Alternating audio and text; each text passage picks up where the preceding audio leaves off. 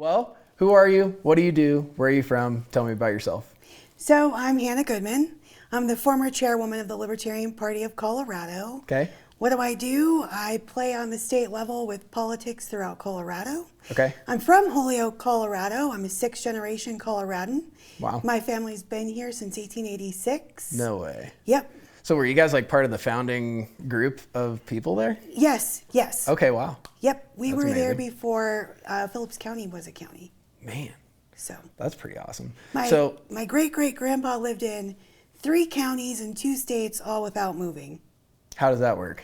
Nebraska. The territories changed? Yep, the Colorado-Nebraska state line shifted 15 or 20 miles, and then it was originally Weld County, then it was Lincoln County, or no, it was Logan County, and then Phillips County. Interesting. Wow. No, I didn't know it changed that much. You think just kind of, oh, these are the lines. We've decided these are the lines on the map, and that's where it's going to be. But no, it does ebb and flow over time. But okay, so you said you were the chair of the Colorado Libertarian Party. Yep. Are you still, or what happened? No, so my term ended. I started in 2021 as vice chair. I served a 2-year term. Then I stepped up to chair, served a 2-year term. And I was like, I'm a one and done kind of gal. I believe in like term limits. So I was just kind of stepping out of that. So that was a voluntary Yep. decision not to run again? Yep. Really? Yep. Just out of principle, or Out what? of principle, yep. And That's pretty rare these days. I know, right? Yeah. So, and then the most notorious thing I've done recently is flip Democrat. Okay. I was definitely expected. What crawled into your brain and made you decide to do that? You knew that question was coming. Yes. So, the most expected thing is, because I've worked really hard with the Republican Party to advance liberty and to really shake up that political landscape. Sure. So people thought, oh, she's going to stay and fight because the Libertarian Party was retaken by the people I took it from in 2021. Was it more left-leaning or right-leaning when you took over? So when I took over, that block is more left-leaning. Okay. We were the conservative faction, the Chainsaw Caucus. Gotcha. And so we took it over and made it more conservative, if you will, along libertarian lines, which can be a little different than Republican lines. Sure, definitely. So it was very much expected either I would stay, take the party back, or just go into the GOP. Well, I don't know how to do the expected thing. Okay. I'm like, You're a contrarian. You're a libertarian. right? I'm like, what's the hardest thing I could do? You know what? That's exactly what I want to do. So I came up with this idea. A lot of my family in Phillips County, the family that I'm saying is they're from 1886. They're the Poe family, and they're big Democrats. Have been Democrats since they came to Colorado. Yeah. My great-grandfather was in the House of Colorado. He was vice chairman of the Assembly while he was there. He was on the Rules and whatever committee. My grandpa Poe was heavily invested in the Rocky Mountain Farmer Union. He's a founding member of the Colorado Corridors Association. So you're like a Colorado politics born and bred family is what it sounds like. Yes. You basically grew up in that. Yep, and they were all Democrats, you know. But you think about it, right? We say Democrat today. What do you think of? I think open borders. I think socialism. I could keep going, but yeah, right. But it wasn't always that way. Do you know what the Democratic Party was like up until even the 90s? You mean like from the beginning through the 90s? Well, don't make me go down this road. I don't want to start debating this early, but no, they were founded to keep slavery legal, from what I understand. Yes. But now you come out to Colorado, right? One of the coolest things about Colorado, a lot of people fail to remember or even know, is that Colorado statehood was inexorably tied to abolition. Okay. When we put in our first charter, Yeah. we demanded abolition of slaves. Yeah. And so Democrats, actually, funny enough, Yeah. they deferred that charter, and so we didn't get statehood until abolition passed federally. But we definitely stood up and said, hey, we're against this, principally, and that type of a thing. Well, that's good. And so Colorado, we talk a lot about, there was a huge KKK uprising. Interestingly enough, predominantly Republican, which is weird That was in Denver area, right? Yes, Yeah. and through the mountains. And what's fun about that to think about is that's the only time really in history you hear about that, right? Because mostly it's Democratic. Sure. Right? So during that time, my family was very much not involved in that, although in Phillips County there was white capping. I'm not sure what that is. Putting on hoods and going and politically intimidating people. Okay. And physically. I didn't know that was called hurting white capping. Yes. I just figured it was like a KKK rally or whatever. Yeah. Well, a rally is different than like showing up and Sure. Okay, white capping. intimidation. Yeah. So there was like a lot of that going on. My family was not involved in that because at that time it was heavily Republican, especially in Phillips County. So there is some dark past. I mean, there's always a dark past to everything, right? Yeah. You're never clean, and certainly never clean in politics. Like, no matter how hard you try, you're going to get a little mud on you. But going from that... You're talking about individual politicians, you're saying just in order to get to those positions, you're just going to have to bend the rules a little bit? Well, I think you're going to always make mistakes. I've made mistakes. Sure. I know I got mud on my name. I got to live with that. Yeah. You know, regardless of how I feel about it, you know, things happen. And so some people will do it like willingly. Some people will get mud on them just because things happen. Yeah. How are you going to get out of a situation? You know, Some people just have questionable character. Yes, you know? and a lot in politics, Sure. politics, you know. So if you think about the Democratic Party in Colorado, they really identified with the Minnesota Dem farm labor movement, Okay. which started at the turn of the century. It does come out of like Minnesota and that sort of an area, but Yeah. where I'm at, it's really no different culturally. I'm very Midwestern. Okay. There's like the ebb of and the edge of the Midwestern line kind of crosses over into Colorado Sure. a little bit. Yeah. We have a lot of cultural Eastern Colorado, yeah. similarities. Yeah. So, you know, really during that time, there was corporations were owning these co-ops. It was kind of an economic nightmare in the early 1900s, especially for farmers. So they kind of banded together in a union style, and they placed demands on the government like, no, we're gonna do farmer-owned co-ops. Yeah. And if you don't like it, well, we're just not gonna bring our grain in. Want to play? Right. You have a lot of power when you control the food supply. Right? And the government, they were like, actually, we're not gonna play this game. Yeah. So that Minnesota Dem farm labor is really the style of Democrat, right? That you'd get out on the Eastern Plains. And it was, you know, a lot wider of a movement historically.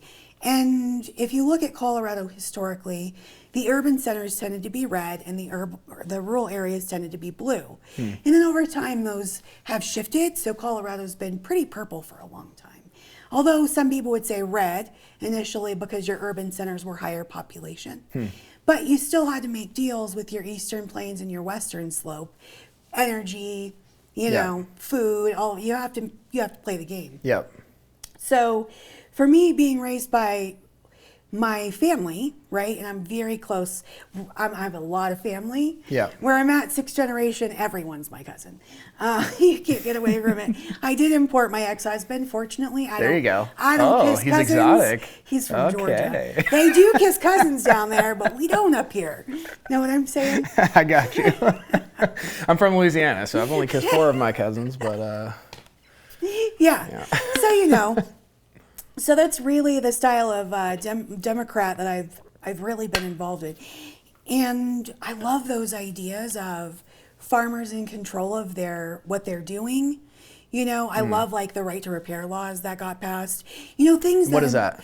So right to repair your own equipment and deal with it in the way that you want to. Were you not allowed to do that before? No. What is that? What? You have to go through dealers and all of these kinds of things. Talking like for your John Deere tractor? Yeah. You can't fix it yourself? Well, you can now. Well, okay. So that's... What? That sounds like a Democrat law. No, you're Right? not allowed to repair your own equipment. But they actually they repealed it.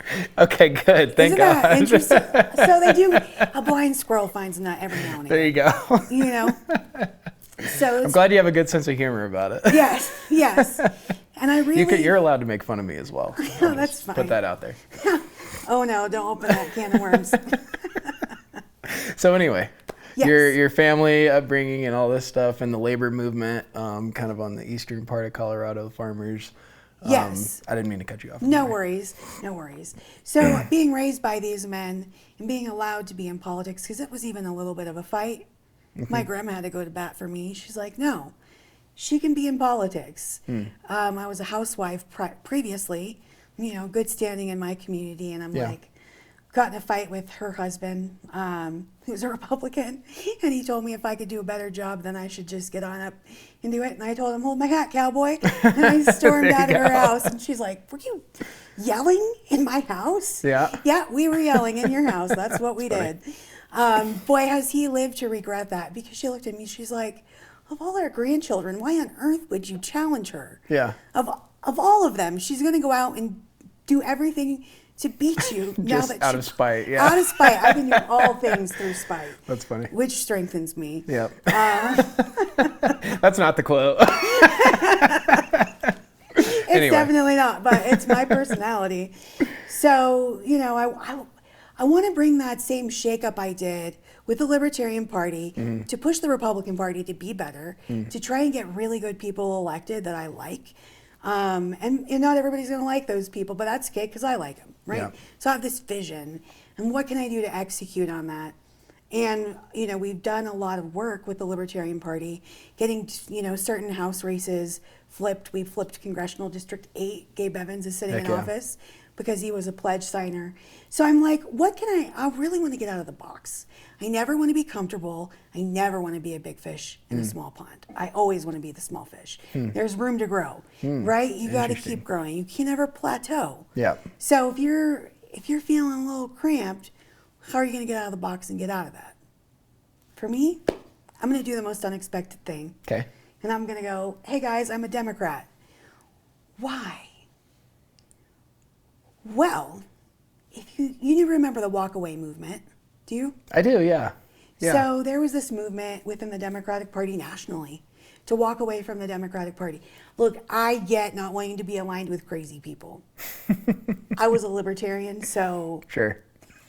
We got a lot of crazies. That's a big flip. I was just the biggest shock to me is the economic aspect of it. Maybe like a lot of the social stuff, there's some overlap, but that's just like a fundamental shift. It is.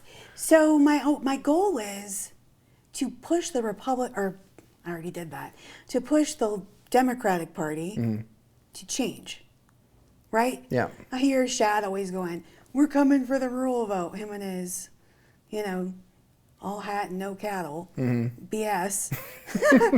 Okay, well, if you... I don't own any cattle personally, but... That's okay. Uh-oh, it's getting hot in here. So with that, I'm like, okay, if you want rural Colorado, well, do you want it? Here it is. I'll give it to you. You think I'm going to hand it to you and you're just going to be progressive out here? Haha. Is that working for you? No, that's not working for you. You know what would work for you guys is if potentially you shifted from that progressivism maybe back to where you came from, because we'd all cut our left arms off to have the old Dems to politic with. At least they were bipartisan. Yeah. At least they weren't super communist. Yeah. A little socialist, sure. Reasonable. Yeah. So it sounds like what you're hoping will happen is that you're able to influence the current Colorado Democrat Party to moderate a little bit. Yes. And not be so crazy. Yeah, and actually fight for people. Yeah. Right? Believe it or not, the answer to sexism and racism, it's not sexism and racism. And not only that, but every time, these DEI things go down, rural Colorado's screwed every time. You know why? Why? Because we don't fit the DEI standards. Although they forget Phillips County is like 42% Hispanic. Why are we still solid red? Because progressivism doesn't fly one way or the other out there. Right. So you're going to have to shift your position. And greedy people always want more. So if I'm offering them more of the state, why wouldn't they come for it? They want to deal with you, hopefully. Hopefully. You have something that you can offer. So what are you offering to the Democrat Party? Do you see yourself running for office as a Democrat, or what's the next step in this whole process? I'm not real sure specifically my next steps. I really want to run a House District race. I'm in House District 64. That's Dusty Johnson. I was asked to run House District 64 and primary her in 2026. I turned it down just because I haven't built my bench, right? Okay. I want to run a real campaign. Well, that takes donors. That takes name recognition. Yeah. There's a lot of components to running a real campaign, right? And I'd be behind the ball for 2026 if you think about it. So I'm like, no, we'll put a hold on that. But 2028, I definitely want to run House District 63.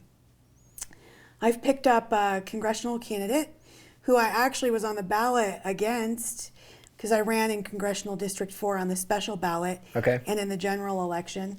And I ran against Lauren Boebert because we have a thing. Uh-oh. It's fine. And then I ran against Tricia Calvaries. Okay. I'm not familiar with that name. You should listen because Congressional District 4 is the safest red congressional district in Colorado, which is why they moved her from 3 to 4. That was all because of my pledge. That was Ken Buck and now Boebert, right? Yes. Okay. Yeah. Yes, and they moved her districts because the press asked her what she thought of the Liberty Pledge. She was the first politician asked by the press, and she was like, I would never sign it. And I was like, okay, bet. Yeah. Then let me enter a candidate in your race. Because last time I checked, you lost by 463 votes in Congressional District 3, and I have 14,000 registered Libertarians there. Let's play ball. Yeah. So then they moved her to Congressional District 4 because it's safe. Yeah. But it actually opened up a swing vote in Congressional District 4. I got a decent percentage of the vote. In the general, I think I got 8%, or not in the general.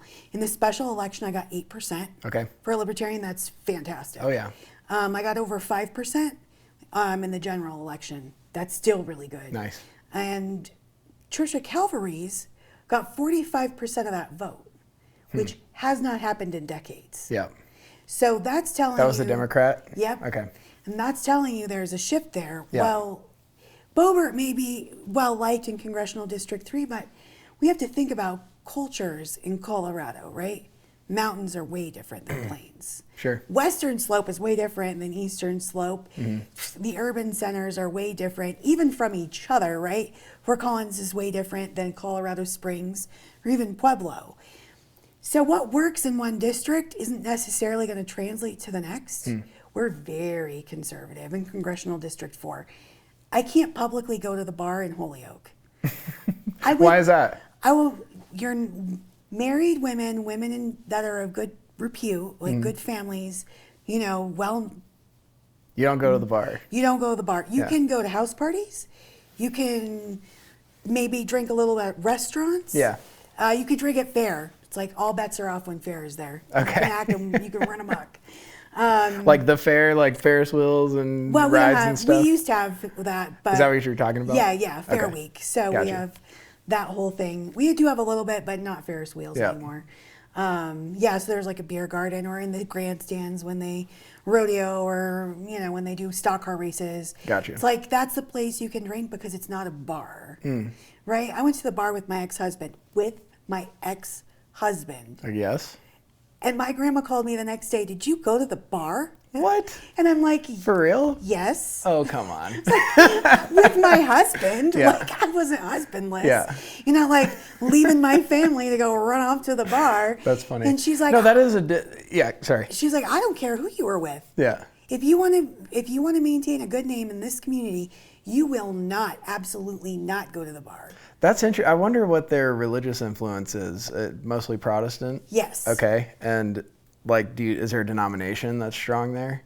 No, we have multiple. We have First Christian, we have... That sounds like deep South kind of... Very. Legalism. Yes. Yeah. But it's all culturally enforced, right? So I smoke tobacco like a man. I don't do that in public. I think my grandma... Pretty gangster, by the way. Marlboro Reds. Is that what you go to? American Spirit? No. Oh, come on. Black All and right. Milds or Desarm Cloves. Oh, okay. Those aren't cigarettes. Those are, that's a cigar, kind of. Yeah. The Black and Milds. The wood tip? Yep. There you go. And I would smoke a good cigar, but Holyoke, we got what we got, so Yeah. what are you going to do? Yeah, it's just very much, if you want to be looked at, it's a town of 3,000 people. The county's 5,000. We're all interrelated. We're super religious. If you don't go to church, forget your social life. Yeah. Do you go to church? I do. Okay.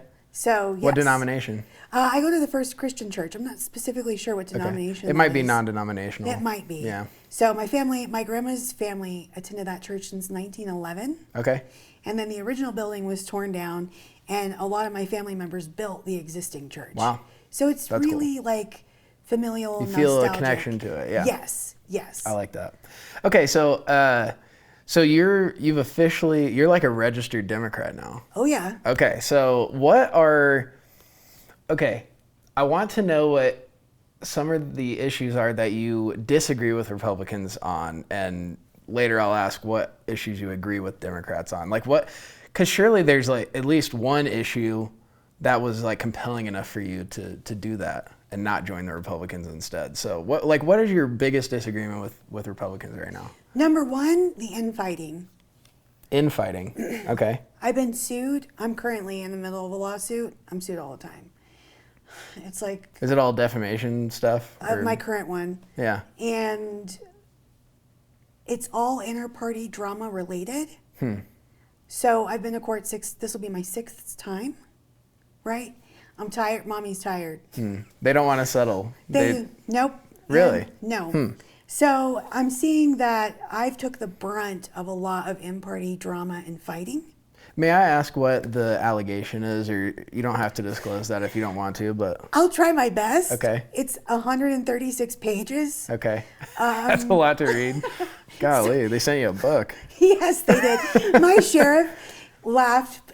She had me served, but I was not home because I was working. And then I was in Greeley one day, so I just went, called the sheriff. I'm like, I'll come pick it up. So he hands it to me. I know, of course, know him. He's like, that's a book. I was like, my favorite part is this is pro se. And he's like, what? And then he laughed really hard. He's like, I'm pretty sure that's not the way we should be doing this. Wow. I'm like, well, it's not my first rodeo, so what are you going to do? But defamation. So who's claiming you attacked them, and what are they saying you did? One of the members of the party who's very notorious, she's saying, because I filed a judicial complaint, there was some notice issues with our convention. The first, we were kicked out of a location, and my vice chairman, because I didn't have a secretary at the time, undertook sending out notice. Fortunately, we were kicked out of that location because he didn't get the notice sent out. He was having some personal issues. I thought I helped work him through that.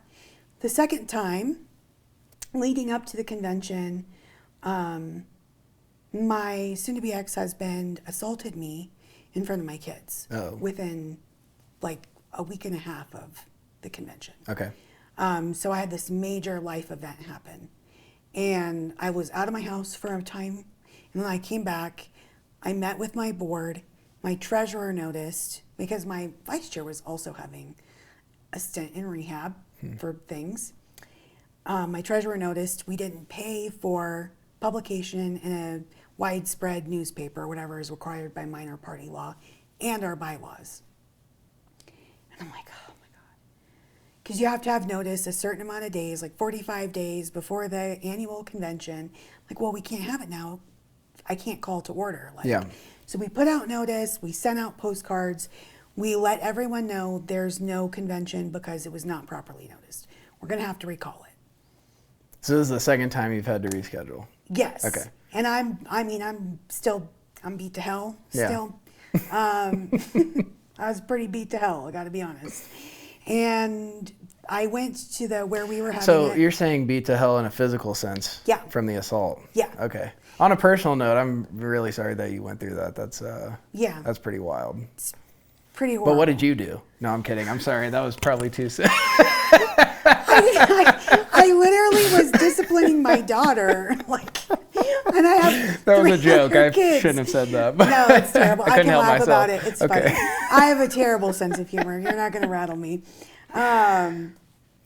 People did ask me that in seriousness, and I'm like, regardless, that was in front of my children. Yeah. Yeah. So it was just like a series of unfortunate events. They showed up. This whole faction of left-leaning libertarians, I'll call them, showed up, and they basically held the convention, even though it wasn't properly noticed. I advised them not to do that because it's not going to be legally binding. Yeah. We never saw them change anything with the Secretary of State. They did for the board elections, because there was board elections for the chair, vice chair, secretary, and treasurer, which is what required the notice. They ended up adjourning that convention and redoing it, like, not redoing it, but continuing it in August. And they did put out in the Denver Post a notice for that. Even though I had already put out notice for the actual convention, only the chair is allowed to call, by the way. So we kind of just let it simmer and see what they were going to do, because they didn't really seem to be doing anything. But as convention came closer, I was like, man, we need to just have a legit legal convention. I'm not even rerunning, right? Yeah. I don't care what happens. The convention is where you vote on new bylaws positions. and positions. So we ended up taking them to court. Well, no, we did a judicial complaint. So we filed with our judicial committee. We had an internal jurisdiction thing that we could, to protect members. So the board, myself on behalf of the board, submitted a complaint for review over their, not noticed, properly done convention. The judicial committee sided with us. And so we took that to the court.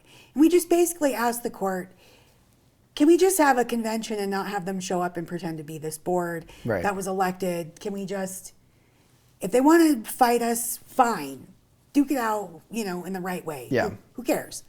So the judge. But you wanted to be left alone. Yes. Yeah. We just wanted to be able God to have forbid. the business and get her done and be done. Yeah. And the judge was like, so basically you just don't want this to be a shit show. Yep. That's exactly. Was that a quote from the judge? Literally. No way. That's hilarious. Direct quote, yes. So she's like, okay, cool. Let's come up with a list of things both parties want to make sure this is considered fair and just abide by that. That'll be my ruling. So that's what we did. And it was fine. Well, when we filed suit, within 12 hours, I got slapped, because it's a slap lawsuit, with a defamation lawsuit to myself personally from the person that in this judicial complaint and our court case pointed her as being, I'm not sure how to say it without more defamation. Okay. But you could spell it. The rallying force. Yes. As I perceived it. Maybe that's good. So she's the one that's, slapped me with a defamation suit right after. Are you allowed to say what she's saying that you said? Well, you can't even say what you're being accused of? Well, no, because it was all in a judicial complaint my team put together. Okay. I just signed. Yeah. Right, that's what chairs do. We don't put together those complaints. That's what your team is for. Yeah. So I don't want to say her name, and that's part of it. Yeah, that's fine. So her last name, Group. The person's last name, Group, is how we refer to her in the judicial, or them, in the judicial complaint. And that's a piece of it. And then she added like 45 or 50 more pages from the court case, which I didn't actually read. I had originally read the first complaint as it stood, but she's amended it to add all of that. So it's basically just this internal bickering. So I've had enough of it. Is the person also a libertarian? Supposedly. Okay. I mean, she's a registered one, if that helps. You're talking about Republican infighting. I've noticed libertarians have a lot of infighting, especially for how small a group they are. There's a lot of infighting because there's not a cohesive ideology. Right. Right. It's all very atomized and individualistic. Yeah. Yes, which is great, right? Yeah. It's good to have lots of different opinions. But. Yeah, definitely, and you can learn a lot. But the cool thing about the Mises Caucus takeover was that we were so ideologically aligned behind what we see libertarianism is and as it is, and also the purpose of the party. So from David Nolan, one of the founders of the party, he said the purpose of this party is not to run elections or ballot access. The purpose of this party is to push the Overton window for liberty. So that is the idea we were really aligned behind. Yeah. That's where the pledge came out. That's where, that whole thing has come from, because we realize we're not going to win higher elections than local. And even then we still get our hats handed to us in local elections, So now that's created even more infighting, because the purpose of the party is ballot access and running candidates. So now we're having that big conflict. Yeah. And the current board is very much opposed to being strategic in the political landscape. They want to just do the same old thing, expecting different results. But until they put forth candidates that know how to run, campaigns, they're going to sit and do the same thing, which is nothing. Yep. Well, okay, so I took you on a big, long rabbit trail there. Sorry. But you were telling me some of your primary disagreements with the Republican Party. You mentioned infighting. And I don't know if I gave you a chance to finish that thought, but then also if there are other disagreements as well. So let's get back to the GOP a little bit. Senator Pelton, gosh, I've known him forever. Okay. My grandpa was a county commissioner. He was a county commissioner in another county. They do a lot of business. So I've known, and he was so young. Yeah. He's so young when he was a county commissioner. And he's not old as a senator, right? So, and a lot of people come to Phillips County, so I'm very well connected within the GOP. And there's a lot of people I have, network with. But Senator Pelton and I disagree on specifically the cannabis issue. Okay. But I think we don't necessarily... I'm assuming he's against cannabis legalization. Very, but that's really representative of my district, right? No county, what is it? Only half of the counties in Colorado is it legalized, and those are only in the urban centers. Really? Yes. So we have county ordinance against any of it, and then we have city ordinance. So all the little city councils also passed their own legislation. There's a few, right? There's Brush that's working on it in Fort Morgan, and I think Sterling I think legalized it, but I'm not super sure where they're at on that. Okay. So I definitely disagree. I'm not super into weed, but I think it's a dumb hill to die on. Yeah. Right? I'm like, especially if you think of the effects of cannabis versus alcohol. Sure. Right, on the body, and I don't drink either. Yeah. So. Whoa, you told me you went to a bar. With my husband. With your husband. How dare you? No, I'm just kidding. When I do go to bars, everybody knows I just get soda water with lime. Okay. And they just keep them coming. Not even a Tito's soda, huh? Just a regular soda. No, all right. I can't drink physically. So, or I would, because I do like tequila. But I can't drink anymore physically. I have some issues with my liver, so. Okay. I don't know if that's a blessing or a curse. I'm sorry about your liver, but. Yeah. To force you not to drink, that's not the worst side effect, Right, And I'm just thinking, well, if adults can choose what they want, they should be able to just choose cannabis, and you guys are going to get tax revenue. So not that I'm super stoked on taxes, but it solves a lot of problems. How much of that, though, do you think is his personal conviction on marijuana versus just he has to represent his constituency? I'd say he's cooler than I thought after really digging in with him. Okay, good. He's like, I don't know that he cares all that much. Yeah. But he is a good representative, right? The Peltons are really good. Like, I know Rod too. They're really great statesmen, right? Rather than just politicians. Yeah. They really represent their people. So that's just like a snapshot of like cannabis. Yeah. And there's just a few like just small things with the GOP that I don't quite align on. But it's like that everywhere. Sure. But really the infighting turns me off, and I just think the cannabis thing is, and especially with polling, it's just not what voters are wanting to hear right now. Wait, so you had mentioned cannabis though being such a silly hill to die on. It's surely that's not the reason that if you're going to change parties that you would have decided to become a Democrat. I know there's kind of some strategy and you're wanting to moderate the Democrat Party. Yeah. So maybe I just have to accept that as an answer. But the cannabis thing, first of all, Republicans are very mixed on that issue. Yes. There's a lot of Republicans that really don't care at all. But yeah, I mean, infighting, that's everyone. You just had the Cuomo-Mamdani election, and clearly there's infighting there. I mean, parties are just going to fight because they want to have their views represented, I guess. It's true. But if you think about where I'm at, so say I join the GOP. What am I going to do for them? Bring the Libertarians over. They won't.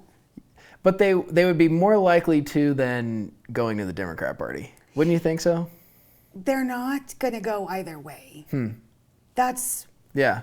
And I know them. Yeah. Even my friends, right? I'm a registered Libertarian, by the way. But I do vote Republican pretty consistently. Yeah. I mean, especially when there's not much else on the ballot. Like... and then you get crazy libertarians and you're like, what? I don't blame you. It's just, what am I going to do for the GOP? Right? I've tried really hard to help their infighting issue, because I am so shaken by it from my own party, and I just see that it's getting us nowhere. I want to get us somewhere. Yeah. Right? And when you are in the GOP, and even as a libertarian working with them, I get a lot of, well, you have to take the grassroots side, or you got to take the establishment side, or and then they all have even more factions in there. And I'm like, I don't got to do anything. The only thing I got to do is die. And that's, when I do that. I don't know when that's going to be, but that's the only thing I absolutely have to do. I don't have to do anything I don't want to do. Yeah. So I get really turned off by that. And in my county, well, the leadership's locked up. What am I going to do? Be a precinct captain? And do what? Yeah. Do what? Affect a little bit of county policy? And maybe go to the state assembly and be a voting delegate? Yeah. I guess. But is that really affecting any change on the scale of change across Colorado? Right. Not really. Yeah. And it's a very top-down organization, which I like the Libertarian Party because you have a lot more, as an individual in that party, a lot more power. And I don't do top-down so great unless I can figure out how to get around you. Yeah. Which is what I'm good at. Right. I don't go through gates, I hop fences. Dude, gatekeepers, bro. Oh my gosh, they piss me off. So bad. Yes, and the Republicans in Phillips County do like me, but they also think I'm crazy. So they're not gonna let. Everyone's a little crazy, you know. They're like, you're good at what you do, but we're not gonna have that here. Yeah.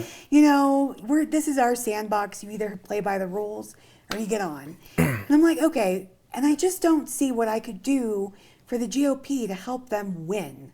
I just don't. I just don't. And it's not that I want the GOP to win. That's not my goal.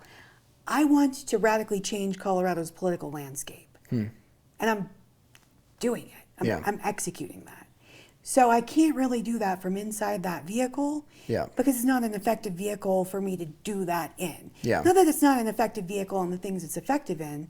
They'd be a heck of a lot more effective if they'd all just quit it and find something to come together on. Even if it's one thing, coalitions get a lot done, even if you don't agree on 90% of whatever else, So for me, what it sounds like, you have two options if you're going to change your party. And for you, the utility of joining the Democrat Party just seemed to be better. Yes. So was there any issue, single or multiple, that, I guess my question is, do you feel yourself in your heart of hearts that you're this bleeding heart Democrat? Do you just agree with them on a lot of issues, or is this literally just a matter of, executing a plan to moderate and I genuinely, in my heart of hearts, am what I was raised to be, which is not the current Democrat. It's that old school. I want to fight for rural Colorado. Our water rights issues out where I'm at between the Republican Valley and the South Platte. Yeah. Those are hard fights, right? How do we fix that? Corn prices right now, they're abysmal. So it takes about $5.50 per bushel to break even on growing corn. It's been as low as $3 a bushel, and it's been hovering between $3.78 to $3.85. I don't know what today's current prices are. I didn't ask my son. He works down at the co-op. So that's a huge problem. What's creating those problems? Well, bad policy. But the policy that used to be in place wasn't bad policy. And there's ways to make that more voluntary. So is that because we're bringing in imported corn, or is there must be an excess supply of corn? So there's a bumper crop down in Argentina and Brazil affecting world markets. Okay. Also, we do a lot of export. China's the #1 export of corn. So currently, we're not doing a whole lot of exports there. Although recently, I think they did just buy some. Okay. And so it's kind of brought up the corn price. It's kept it from going down back to $3. You have subsidies affecting that market, right? So 10% of corn goes to subsidies for fuel consumption, but fuel consumption is down. There's all of these mechanisms within that's policy driven that we could change, we could also change how we treat mega corporate farms versus small generational farms. I'm really passionate about small generational farms. I know what it takes to build those. I know what it took to build those. Yeah. I know what it takes to maintain those, right? And it's really hard to compete in the market when, we talk about corn or any agriculture subsidy, 80% of subsidies go to corporations. Is that fair to the little guy? No, I don't like being pushed around. I don't think we should subsidize corn personally. Right, I do. I also am with you on that. But that would take an act of Congress, so it's not going to happen. So what could we do? Yeah. To make it better? You could at least move the money to a different and area. You could change how those subsidies pay out. You could put sunsets on corporate subsidies. You could even put sunsets on, small farm, make them different. Like, say, some sort of policy, like right now, the government could come in and buy grain at a fair market price, hold it for, you'd put a sunset as soon as that market comes back up, then sell, so that that the government's not holding those stores of grain. You can do a lot of sunsetting on policy, which you just don't see in government, but it used to be a thing that they did, and it was a really strong Democratic, like Minnesota Dem farm labor. And also, if you think about Truman-style politics, you may not be familiar with like Truman-style Democrats, but they're really like sound fiscally, right? And they're really interested in helping small businesses, small farmers, small things compete against these huge corporations. And corporations now have personhood, which they didn't have in Truman days. You think about that.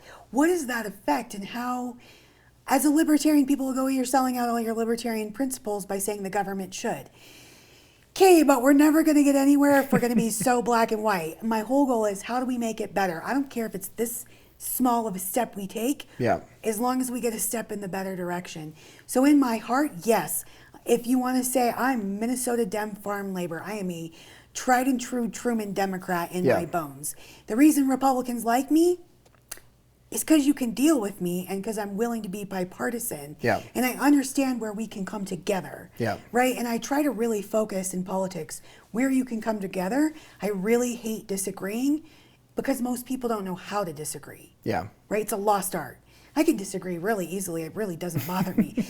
But then the other person walks away feeling a kind of way. And so I don't want my experiences to be solely on those disagreements. Right. So I'm really big at being like, what's your issue? Okay, how can we come together? And a lot of Republican issues, they could be better in some ways for ag.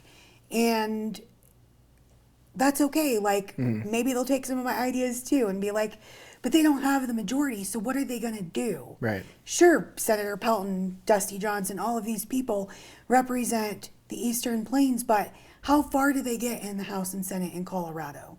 They get steamrolled. They get railroaded. It seems like, though, that by joining the Democrat Party, that you would just, assuming everything goes to plan, that you would be strengthening the party and therefore decreasing the strength of the Republican Party. It already seems to be, 2026 could be interesting, but it seems like a pretty strong blue state already. And I guess you really don't want one party rule. If you do have one party rule, you at least want infighting. I think you actually need infighting if there's a one party state. It's like, so I would be the infighting on that. You're welcome. Well, thank you for taking the bullet. But okay, no, so I wanted to ask you just some not personal questions, but like personal philosophy questions. What do you think about the right to choose? Like life? So for me, it's a really nuanced conversation. I think so many times on that specific issue and a few others, we just go so black and white. There's so much that goes into that, right? So I had my first child at 17. My family kicked me out, and I lived in a homeless shelter. Right? My pro-life family, right? I couldn't bring myself to have an abortion. And then I got pregnant with my second son very shortly after. I'll tell you what happened. You did the right thing and your family did the wrong thing. Yes, I would very much agree with that, right? If you're pro-life, be pro-life. That means when people make mistakes, forgiveness and help. Yep. You know? So I was in the shelter and I got pregnant with my second son because I was making wonderful decisions at 18. Whew, no. I was so wise and intelligent when I was 18, so. You know, and so I look at this, I could not, and his father wanted me to have an abortion, would have paid for it. My first son's father's family called me and begged me to have abortions. Isn't that interesting? I don't actually know the statistics. It feels like a majority of the time it's the boyfriend or the random guy that you hooked up with or whatever. It's always them pushing for the abortion. And that's what it feels like. I tell people women choose abortion because they feel like they have no other option. Right. And that's so anti-choice to me. Right? So this issue is so nuanced. And when I was living in this women's shelter for 1.5 years, we had women come in, and I, just as a young woman, I was in these group therapy sessions with, real hookers, real drug addicts. Women would be released from prison on parole to this program. Yeah. And I'm sitting in these group therapy sessions, and every woman in her story, except for me, had abortion in it. Wow. Driving her addiction, pushing her into prostitution, lowering her chances to really survive. And I'm like, this is a bad idea. Yeah. From that young age. I counseled many women who came in who were no older than me and sometimes a little older than me to keep their babies and not abort them. I took them. There was this pregnancy resource center. That's kind of amazing, by the way. Yes. It's like noble work, like actually. Super. And I'm just like, no, you got to go to this pregnancy resource center. Let me take you there. And then you could decide. Yeah. You know, but there's things that can help you. You know, you're not alone. I'm just here with you in this homeless shelter, but at least I'm here. Yeah. You know, we can do this. If I can do this, you can do this. So let's go. And I only ever, in my whole life, have lost 2 babies to abortion out of a lot more women that I've counseled. And my neighbor across the street, not recently, but over the last 10 years, she was left by her boyfriend. She was pretty far into her pregnancy, and she felt it was her only choice, and I was horrified. I was also trying to get pregnant at the time, so it was really, really kind of hard. Yeah. And she went and did it, and I begged her not to, and I was like, we could do this. Like, you don't have to do this. I was probably the only person in her world telling her that at the time. She went and did it, but you know what? Because I love people, regardless of their choices, while she went, I cleaned her house. I washed her sheets. I made her bed. I made her meals, and I put them in her fridge. Yeah. Because love supersedes any bad choice that you could make. And I didn't get that love that I needed at that time when I got pregnant with my oldest son. Yeah. And I've always been very much, I'm going to give the love that I never got. And so even though I fundamentally, with every fiber of my being, hated that decision for her, I still loved her anyway. Yeah. And I showed it through acts of kindness and service. Yep. And that's so much more important than should the law. Because even if there is a law, you're never going to stop everybody. And I don't know what the solution is to saving these children's lives. If it's the government, then it's the government. But I have such a hard time answering this question because it's so deep for me. Yeah. That I'm like, well, I don't want women to do stupid things and die from their abortion or become sterile. Some of my favorite women in history had abortions, and they were never allowed to have, like, their body was never able to carry children again. And I think, what a travesty that they'll never pass that genetic material on to their children because they had a back alley abortion way back in the day. Yeah. And so I don't know what the answer is. I know that I'm pro-life, but I don't know how to translate that good idea onto people other than educating them and supporting them and loving them. I think, well, it starts with persuasion, which is what you basically did in those individual situations. But there has to be some sort of cultural shift on this issue. Absolutely. Because, it's like, even Republicans are like afraid to even address this issue because it's not popular in Colorado. So I guess it has to start with the messaging, which it sounds like you might be pretty good at. It almost feels like wrong to start going to policy because it feels like a very emotional time just now. But I will say though, for me, like I would say we need to really focus on these late term abortions. There needs to be definitely sensible that is caps. Popular. Like sensible caps. Yeah. Yeah. So I do fall at least onto some government there. Yeah. I don't know because I'm not a doctor.